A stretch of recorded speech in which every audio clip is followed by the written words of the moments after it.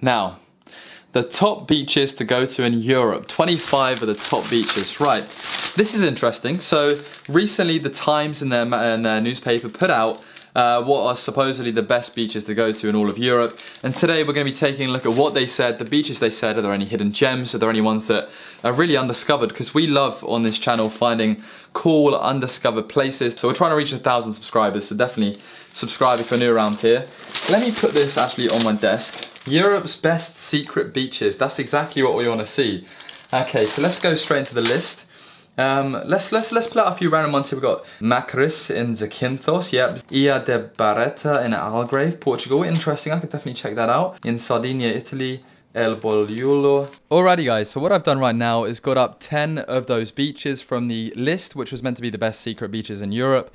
And we're going to take a look at the pictures, review them, and talk about a few of the factors that might actually influence if you decide to go there or not, / are they actually good and are they actually secret. So first up, we got one in Portugal, Ilha de Barreta.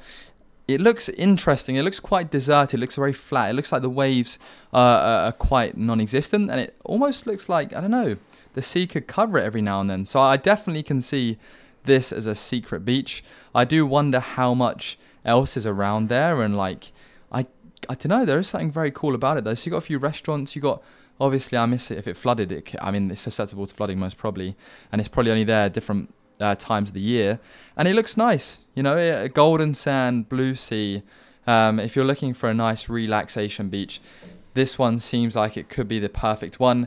Looks like it could be a bit of trouble to get there, but not too bad. And flights to Algarve, Portugal, that sort of area, they're not actually too bad. Like, they're not super expensive. So for me, I look at this and I go, yeah, decent beach that you expect from a holiday, could be quite cost effective with the flights. Yeah.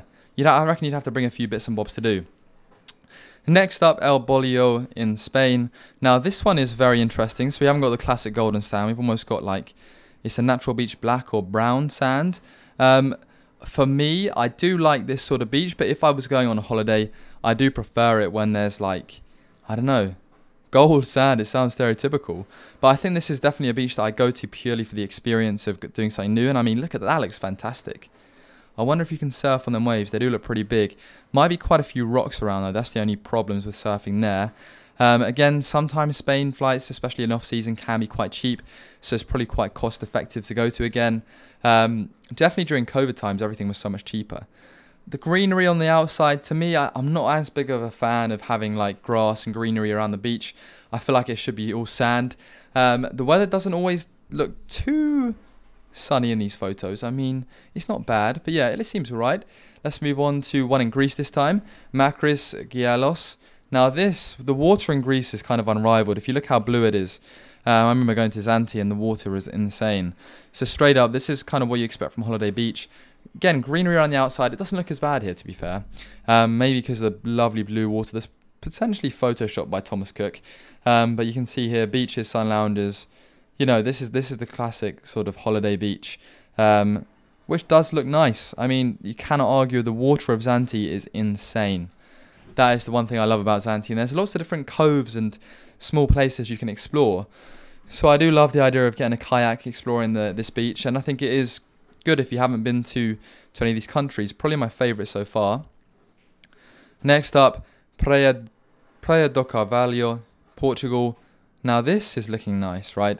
Now I look at this beach and I go, right, look at them hot golden sand, lovely blue turquoise water, rocks that you can swim out to and swim back. It's got its own little cave. I do wonder at sunset though, as you can see right here, you probably do lose a lot of the sun. But I think it's lovely when in prime days, prime sun time, when you know you've got your own little cove, your own little beach. It probably feels very private and secluded. Downside, it does get very busy, but I would imagine there's some cool spots to do a lot of things around there. For me, I'm a fan of that beach. Oh, I'd love to have a little kick around there. I'd definitely visit something like this. I don't know if I could spend my whole holiday there because it looks like it gets a bit crowded, but definitely a cool little find. So yeah. Kidrak Beach, Turkey. Turkey's beaches are interesting. This one actually looks incredibly nice. When I googled this, I was surprised. I was like, wow, that looks fantastic. It's natural park. That's probably why it looks so nice. So they've got, you know, lovely water, blue water. The skyline looks insane. The length of the beach looks insane. Slash, is this, yeah, it's a bay beach, so it's very kind of secluded. Probably the waves are quite small. Again, sunbathing, you know, small waves, chilling out, kick around. Very, very nice. Again, I'm a fan of this. I don't like the rocks as much on the beach. It doesn't quite feel like your standard beach holiday, but I think that as far as stuff goes, I'd definitely go to this beach and be happy there. Kimilia Beach, Greece. Again, look at that. Greece, lovely water, bright blue, turquoise, see-through. Oh, stunning. Greece has got unrivaled water. Can't really see too much of a beach. There's a small one here. It looks like you'd do a bit of adventuring to find the beach, which is fine by me, to be honest. It looks very nice. Some fish you can see. Yeah, nice beach that. Very adventurous. I like that. I like that. A little hike there if you want it as well. Plague de la Quende in France. We're going to basically go around all 10 beaches from different countries here from the list. Nice. I'm going to guess you can probably surf on a beach like this. Yeah, look at that. Waves potentially going to be quite big here in France. Beach itself, don't know, it looks alright in it. It doesn't look too nice. Oh, that looks nicer. So it's probably got parts that are nice, parts that aren't as nice. Very spacious, very big, so you can pretty much, won't be crowded. Sand dunes. You know what? Nice, yeah.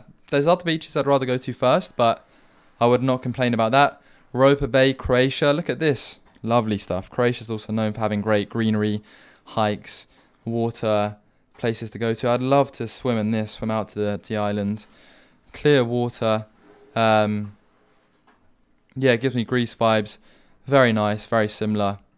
I'm a fan. I'm a fan. Oh, look at that. Small spots you can probably swim in and undiscovered areas. Do love that. Oh, it's like a little harbour there. Yeah, nice. That's very nice. Day trip beach for me. That's the sort of beach I go to on a day trip. And then finally, we're going to look at one in Malta. Very interesting landscape. I've never been to Malta. Sunset looks very nice there, and the beach looks very, very private and secluded. It's in a nice little bay there, and I'd love to. That hike looks, you know, fantastic, because if you went hiking around the trail and then you came to a beach and you're going for a swim, that is ideal. I actually think that's fantastic, and that picture again is lovely. Look at it. Very, very nice picture. Very nice. So there have been 10 of the top 25 most secret beaches in Europe that are meant to be amazing according to the Times Weekender. I think that, you know what, as far as stuff goes, all of them beaches are very, very nice. There's none there that I'm like, oh my god, that secret beach is absolutely insane. I've never seen anything like it. However, for Europe, obviously, you know, you're not going to compete with the likes of Australia for beaches and places like that. But I still think that there's some fantastic beaches in there. And I would definitely be willing to make the trip to one of those countries if the flights were cheap and the accommodation was cheap in off-season to go and visit those specific beaches. Thank you very much for watching today's video. Remember guys, we're trying to hit 1,000 subscribers, so if you did enjoy, please leave a like, subscribe, and I'll catch you again soon.